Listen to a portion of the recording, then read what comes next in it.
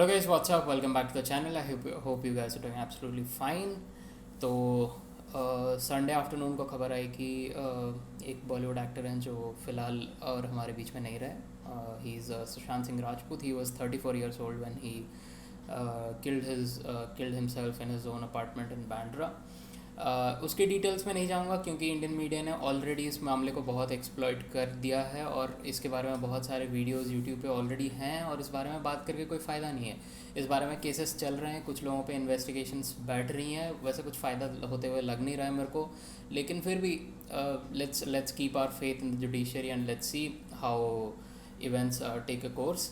लेकिन अब इस सिचुएशन में मैं बात करना चाहूँगा कुछ लोगों के बारे में जो मतलब एकदम से इस स्पेक्ट्रम में आ चुके हैं और ख़ुद को मेंटल हेल्थ के कॉन्सूनर्स बता रहे हैं और एकदम से मेंटल हेल्थ को प्रमोट करने लग गए हैं. इनके इंस्टा स्टोरीज़ ऐसे होते हैं कि if you are facing something तो talk to me and all that, you can feel free to talk to मी.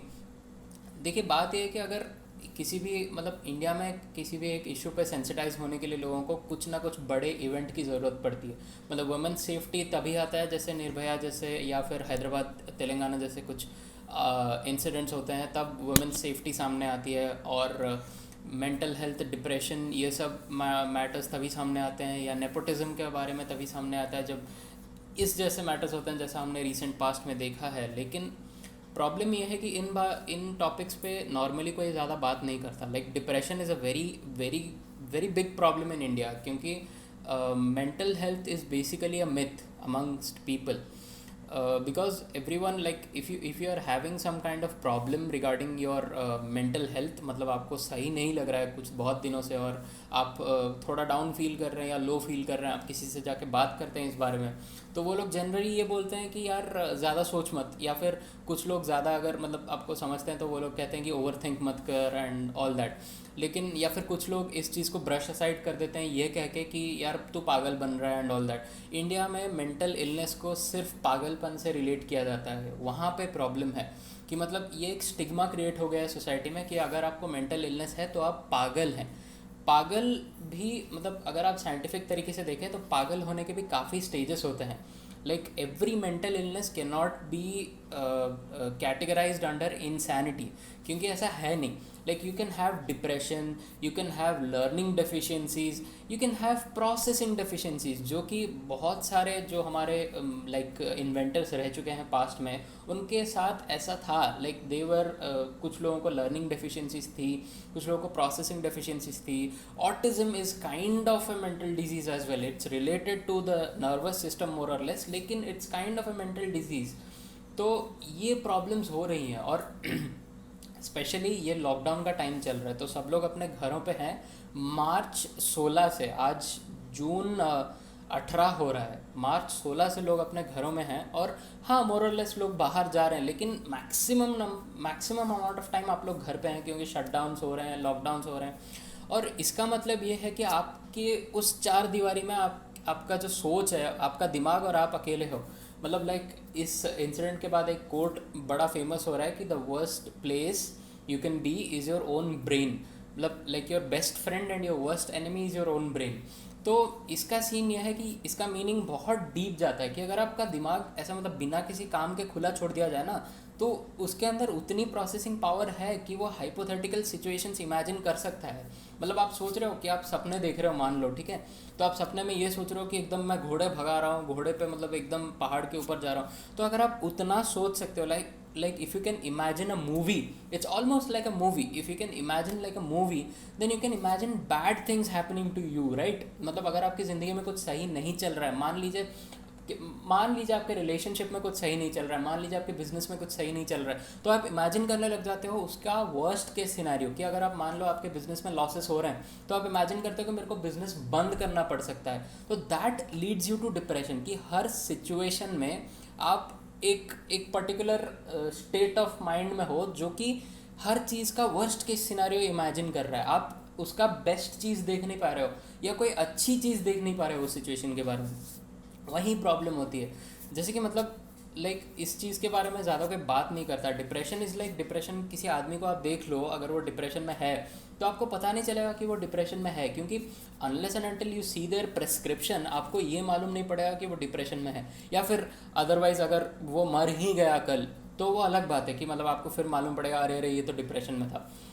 और एक चीज़ मार्केट में ये चल रही है कि मतलब इंस्टाग्राम पे बेसिकली तो ये चल रही है कि लोग कैरी मिनाटी जैसे रोस्टर्स को बता रहे हैं कि भाई आप रोस्ट मत किया करो, लोग इसी वजह से डिप्रेशन में जाते हैं। नहीं, ये पॉइंट नहीं है। अगर आपको क्रिटिसिज्म लेने की आदत है, अगर आप क्रिटिसिज्म ले सकते हो तो your mental state is good. अगर कोई क्रिटिसिज्म से खुद को मतलब खुद को हार्म पहुंचाने की कोशिश कर रहा है क्रिटिसिज्म के बाद, मान लीजिए मैंने आपको गधा बोल दिया तो आप गधे बन गए क्या? मतलब अगर आप सोशल मीडिया पे कोई आपको क्रिटिसाइज़ कर रहा है तो उसमें कोई दिक्कत नहीं है, दैट इज़ कंस्ट्रक्टिव क्रिटिसिज्म।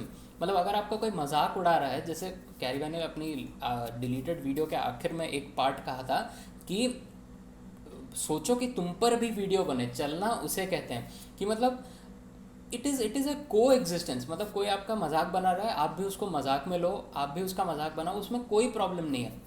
हाँ, लेकिन एक चीज़ है कि सोशल मीडिया पे आजकल लाइक इस लॉकडाउन के टाइम पे हम ज़्यादा से ज़्यादा टाइम वहीं स्पेंड कर रहे हैं और वो हमारे दिमाग के साथ ट्रिकरी कर रहे हैं कि मतलब हमारी आइडियोलॉजीज कॉन्स्टेंटली डिफ़र कर रही हैं। कि मतलब कल तक जो लोग कोविड-19 के ऊपर बता रहे थे, जो सो कॉल्ड एक्सपर्ट्स जो कोविड-19 के ऊपर बता रहे थे, वो अभी बात कर रहे हैं डिप्रेशन के ऊपर। और फिर एकदम से वो शिफ्ट हो गए हैं इंडो चाइना सिचुएशन के ऊपर और वो ट्रेड के बारे में बात कर रहे हैं। मतलब इतनी एक्सपर्टीज़ मैंने आज तक नहीं देखी। और वो लोग मतलब आलतू फालतू टॉपिक्स उठा के लोगों की आइडियोलॉजीज़ को इन्फ्लुएंस करने की कोशिश कर रहे हैं। मतलब आप एंटी चाइना बन रहे हो, समझ रहे हैं? मतलब अगर आप मान लीजिए कि चाइना की एक चीज़ ना भी खरीदें, कोई फ़र्क नहीं पड़ता किसी को, कि अगर एक इंसान चाइना की एक चीज़ नहीं खरीद रहा है तो क्या फ़र्क पड़ जाएगा इकोनॉमी को। और मान लीजिए देखिए, एक टीवी है, ठीक है, सैमसंग का TV, Samsung manufactures, Samsung is a Korean company, South Korean, और वो मैन्युफैक्चर करता है इंडिया में, एक्सेप्टेड। लेकिन 2019 से पहले सैमसंग मैन्युफैक्चर करता था चाइना में, okay. And the point is कि आपका कोई ना कोई टीवी का पार्ट, मान लीजिए ट्रांजिस्टर्स हो या सर्किट बोर्ड हो, बहुत सारे छोटे छोटे पार्ट्स होते हैं, उनमें से कोई ना कोई पार्ट बल्क में चाइना में बन ही रहा है। आप कुछ भी करो, आप टीवी खोल के उसके अंदर देख लो, चाइना का कोई ना कोई पार्ट तो निकलेगा। लेकिन इसका मतलब ये नहीं कि आप टीवी तोड़ना चालू कर दें। और इस वजह से हमारी आइडियोलॉजीज़ जो हैं वो कॉन्स्टेंटली कॉन्फ्लिक्टिंग हो रही है, हम अपने दिमाग से लड़ रहे हैं अंदर ही अंदर। मतलब अगर आप मान लो आप एक राइट सपोर्टर हो, मतलब राइट विंग सपोर्टर हो, और आप एकदम से सोशल मीडिया पे कोई पोस्ट देखते हो जो मतलब राइट विंग को डिफेम कर रहा है या उनके बारे में कुछ क्रिटिसाइज़ कर रहा है, तो आपका दिमाग एकदम से वो हाई अलर्ट मोड में चला जाता है, सारे अलार्म बेल्स बजने स्टार्ट हो जाता है कि भाई इसने कैसे कह दिया। लेकिन एक चीज़ आपको ये सोचनी पड़ती है कि आपका उसमें इन्वॉल्वमेंट कोई मतलब नहीं बनाता, किसी को कुछ फ़र्क नहीं, मतलब सिंपल भाषा में समझाऊँ, किसी को घंटा फ़र्क नहीं पड़ता कि आप लोग क्या सोच रहे हो, क्योंकि जो जैसा होना है वैसा होगा, आप कुछ भी कर लो। तो इस टाइम में, इस पीरियड में प्रॉब्लम ये हो रहा है कि हम लोग घर पे अकेले बैठे हैं, करने के लिए कुछ है नहीं हमारे पास, और कुछ कंस्ट्रक्टिव चीज़ों में दिमाग जा नहीं रहा है, और दिन भर बैठ के इंस्टाग्राम या ट्विटर स्क्रॉल करने पर हमारी आइडियोलॉजीज कॉन्स्टेंटली डिफ़र कर रही हैं और हम अकेले पढ़ रहे हैं। समझ रहे हैं आप? लोग अकेले पढ़ रहे हैं इस टाइम पे, और इसी वजह से ऐसे स्टेप्स और ऐसे सिचुएशंस आ रहे हैं जिस सिचुएशन में लोग डिप्रेशन में जा रहे हैं। Depression is nothing but the state of wanting to do nothing.